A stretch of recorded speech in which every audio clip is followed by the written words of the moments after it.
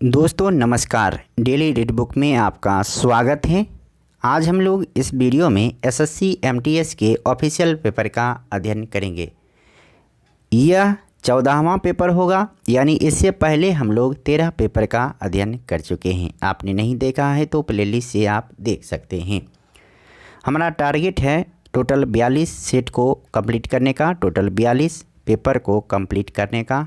इससे पहले हमने एसएससी सीजीएल के 21 शिफ्ट को कंप्लीट किया है। इसके अलावे आरआरबी एनटीपीसी सीवीटी 1 के 135 शिफ्ट को भी हम लोग कंप्लीट किए हैं। उसका ऑफिशियल पेपर का अध्ययन कर चुके हैं। अगर आपने नहीं देखा है तो प्लेलिस्ट से आप देख सकते हैं। तो चलिए आज का पहला प्रश्न स्टार्ट करते हैं। अगर चैनल पर नए हैं तो सब्सक्राइब कर लीजिए, क्योंकि जब यूँ ही 15वां सेट यानी 15वां सेट का वीडियो, 15वां पेपर का वीडियो आएगी तो आपको नोटिफिकेशन मिल जाएगा। मुश्किल से 8 से 9 मिनट का वीडियो होता है, जो कि 1 से 25 प्रश्न को बताया जाता है, जो एग्ज़ाम के पॉइंट ऑफ व्यू से बहुत ही महत्वपूर्ण होते हैं। तो चलिए पहला प्रश्न को स्टार्ट करते हैं। पहला प्रश्न है, पश्चिम बंगाल में इनमें से किस एयरपोर्ट प्रोसेसिंग जोन यानी ईपीजेड की स्थापना की गई है? तो इसका सही जवाब होगा फाल्टा। पश्चिम बंगाल में फाल्टा एक्सपोर्ट प्रोसेसिंग जोन की स्थापना की गई है। ऑप्शन 3 सही होगा। अगस्त 2020 में निम्नलिखित में से किसे एचडीएफसी बैंक के प्रबंध निदेशक और सीईओ के रूप में नियुक्त किया गया है? शशिधर जगदीशन को नियुक्त किया गया है एचडीएफसी बैंक के प्रबंध निदेशक के रूप में। सिपाही विद्रोह किस वर्ष में समाप्त हुआ था? सिपाही विद्रोह 1858 ईस्वी में समाप्त हुआ था। शुरुआत कब हुआ था? 1857 ईस्वी में समाप्त हुआ था। निम्नलिखित में से किस प्रधानमंत्री ने 1985 में अखिल असम गण संग्राम परिषद के साथ असम समझौते पर हस्ताक्षर किए थे? तो राजीव गांधी के द्वारा असम गण संग्राम परिषद के साथ असम समझौते पर हस्ताक्षर किए गए थे। निम्नलिखित में से किस भारतीय क्रिकेट खिलाड़ी की आत्मकथा का शीर्षक प्लेइंग इट माय वे है?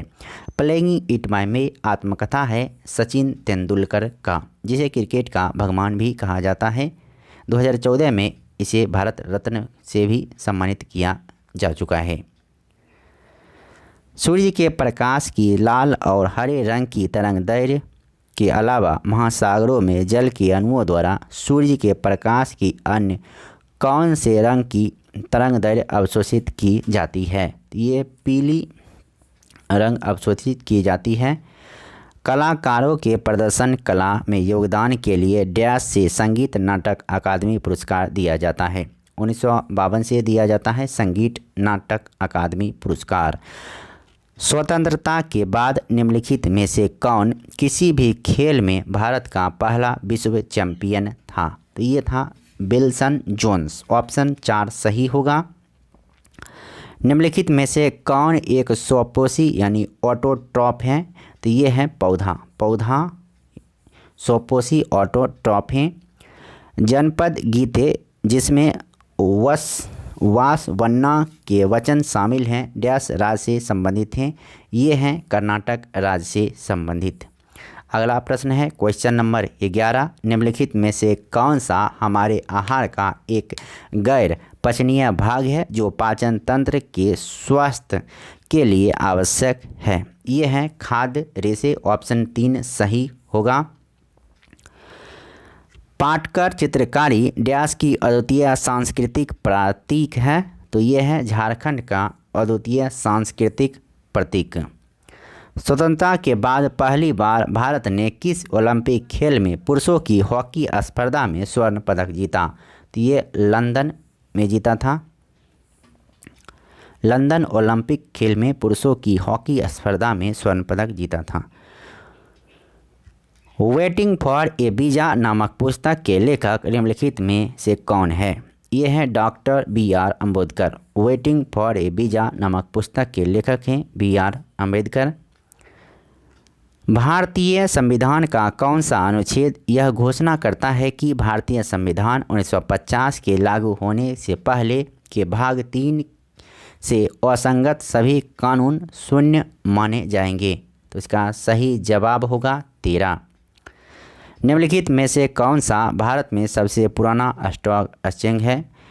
तो इसका सही जवाब होगा BSE यानी बम्बई स्टॉक एक्सचेंज, और इसकी स्थापना 1875 ईस्वी में किया गया था।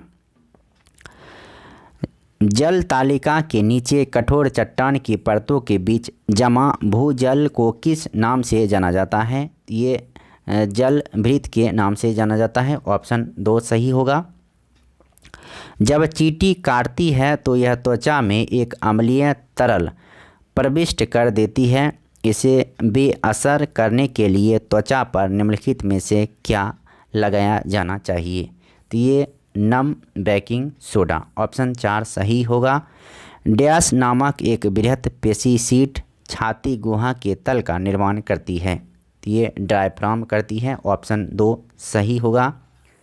क्वेश्चन नंबर 20 है, निम्नलिखित में से किस वर्ष को मीठे पानी के अंतर्राष्ट्रीय वर्ष के रूप में मनाया गया था? तो ये 2003 को मनाया गया था मीठे पानी के अंतर्राष्ट्रीय वर्ष के रूप में। 1 नवंबर 1858 को निम्नलिखित में से किसकी उद्घोषणा के बाद यह घोषणा की गई थी कि अब से भारत एक राज्य सचिव के माध्यम से और ब्रिटिश सम्राट के नाम पर शासित होगा? तो इसका सही जवाब होगा रानी विक्टोरिया, ऑप्शन 1 सही है। मस्तान शाह वली की दरगाह पर आयोजित होने वाला मेला निम्नलिखित में से कौन सा है? तो यह है धामोनी उर्स, ऑप्शन 1 सही है। तराइन की पहली लड़ाई वर्ष डैश में लड़ी गई थी? तराइन की पहली लड़ाई 1191 ईस्वी में लड़ी गई थी।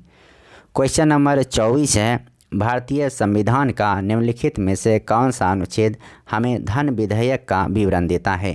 तो अनुच्छेद 110 देता है धन विधेयक का विवरण। क्वेश्चन नंबर 25 है, द्विवार्षिक पर्यावरण प्रदर्शन सूचकांक के 12वें संस्करण में भारत का कौन सा स्थान था? ये था 168वां स्थान, ऑप्शन ए सही होगा। तो इस वीडियो में इतना ही, फिर मिलते हैं नेक्स्ट वीडियो में। तब तक के लिए नमस्कार। वीडियो अच्छा लगा तो लाइक कीजिए और चैनल पर नए हैं तो सब्सक्राइब कर लीजिए। फिर मिलेंगे पेपर नंबर 15 में। तो अगर सब्सक्राइब किए रहिएगा तो आपको नोटिफिकेशन मिल जाएगी, तो साथ में बेल आइकन को भी ज़रूर दबाइएगा। पढ़ते रहिए, बढ़ते रहिए। धन्यवाद, नमस्कार, वंदे मातरम।